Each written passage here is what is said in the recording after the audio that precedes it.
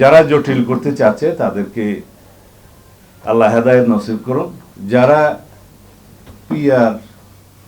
PR করে জনগণকে বা বাংলাদেশকে একটা অস্থিতিশীল সরকার ব্যবস্থার দিকে নিয়ে যেতে চাই, সেগুলি হচ্ছে চ্যালেঞ্জ। এখন লক্ষ্য করছি কেউ আমি কোনো দলের নাম নেব না, এটা তো অনিয়ারে যায়, সবাই দেখে, এখনো আবার সেই আগের জায়গায় আগে গণভোট হতে হবে, কনস্টিটিউশন অর্ডার করতে হবে। এগুলো আমাদের মনে হয় পরিহার করা উচিত। এগুলি হচ্ছে মূল চ্যালেঞ্জ, নির্বাচনটা চ্যালেঞ্জ না।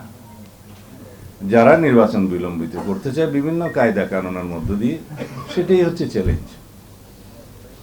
অথবা বিভিন্ন ইস্যু সৃষ্টি করে আলোচনায় এবং রাস্তায় একই ইস্যুতে আন্দোলন করে যারা একটা বিভ্রান্তি সৃষ্টি করতে চায় জাতির মধ্যে, সেগুলোই হচ্ছে চ্যালেঞ্জ। মূল চ্যালেঞ্জ এটা না। যারা পিআর করে জনগণকে বা বাংলাদেশকে একটা অস্থিতিশীল সরকার ব্যবস্থার দিকে নিয়ে যেতে চাই, সেগুলোই হচ্ছে চ্যালেঞ্জ। এটা চ্যালেঞ্জ না। তা আমরা বলেছি গণভোট আয়োজনের জন্য যে আইনি বিধানগুলো করা দরকার, সেগুলো কনস্টিটিউশনকে স্পর্শ করবে না। কারণ সংবিধান পরিবর্তন হলে, সংশোধন হলে, যে সমস্ত আর্টিকেলগুলো পরিবর্তন হলে গণভোটের বাধ্যবাধকতা আছে, সেগুলো নির্ধারিত আছে আর্টিকেল 142-তে। কিন্তু সেই সংশোধনীটা যখন হবে, তখন তার পরবর্তী বিষয় চূড়ান্ত অনুমোদনের জন্য রাষ্ট্রপতির স্বাক্ষরের আগে যেতে হবে গণভোটে। সেই জায়গায় তো আমরা এখন আসি নাই। আমরা বলেছি সংবিধানে অন্যান্য জাতীয় ইস্যুতে গণভোট করা যাবে না এমন কোনো বিধান নাই। সুতরাং সরকার অধ্যাদেশ জারি করে অথবা আরপিওতে সংশোধনী এনে একটা গণভোট পরিচালনা করার জন্য নির্বাচন কমিশনকে ক্ষমতা প্রদান করতে পারে, এবং নির্বাচন কমিশন সেই গণভোটটা করতে পারবে একই দিনে, জাতীয় সংসদ নির্বাচনের দিনে। এখানে ফলাফলে কি আগে হলো একটা সুবিধা আছে, যে একই আয়োজন, একই অর্থ ব্যয়,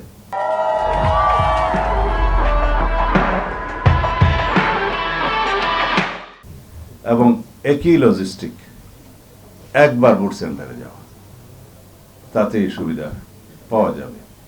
অসুবিধার মতো হচ্ছে আরেকটা জাতীয় সংসদ নির্বাচনের মতো বিশাল আয়োজন করে শুধুমাত্র গণভোটের জন্য দেশকে প্রস্তুত হতে হবে, সেটা হচ্ছে অসুবিধা।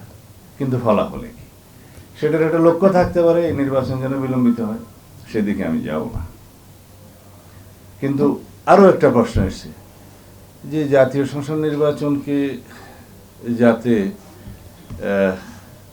অসুবিধার মধ্যে না ফেলে, যাতে জনগণকে বিভ্রান্তির মধ্যে না ফেলে, সেই জন্য নাকি 2টা ব্যালট দিলে একটু একই দিনে অসুবিধা হবে। এইটা কিরকম প্রশ্ন আমি বুঝলাম না। এখনই তো আমরা 3টা ব্যালটে ভোট দিতে অভ্যস্ত। স্থানীয় সরকার নির্বাচনে চেয়ারম্যানের জন্য একটা, মহিলা মেম্বারের জন্য একটা, পুরুষ মেম্বারের জন্য একটা দিচ্ছি না। যদিও সেই নির্বাচনগুলো ফ্লড হয়েছে, বাট দিচ্ছি তো। উপজেলা নির্বাচনে উপজেলা চেয়ারম্যানের জন্য একটা, মহিলা ভাইস চেয়ারম্যানের জন্য একটা, পুরুষ ভাইস চেয়ারম্যানের জন্য আমরা দিচ্ছি তো। সিটি কর্পোরেশন মেয়রও এরকম 2-3টা ব্যালট থাকে। তো সুতরাং আমাদের জনগণ অভ্যস্ত। গণভোটের জন্য যে ব্যালটটা হবে, সেই ব্যালটে আমাদের সাধারণ জনগণের বোঝার জন্য নির্বাচন কমিশন প্রচারণা দিতে পারে।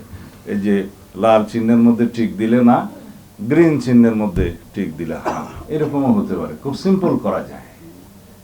আর গণভোটের প্রশ্ন তো জনগণের সামনে উন্মুক্তই থাকবে। এই যে জুলাই জাতীয় সনদ যেভাবে স্বাক্ষরিত হয়েছে, অঙ্গীকারাবদ্ধ হয়েছে, তার পক্ষে আছেন কি নাই, হ্যাঁ অথবা না বলো।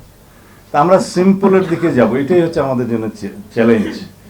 যারা জটিল করতে চাচ্ছে তাদেরকে আল্লাহ হেদায়েত নসিব করুন।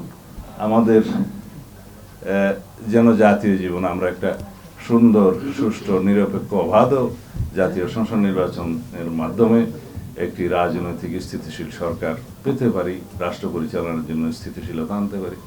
সেই জন্য আমরা সবাই দোয়া করতে পারি।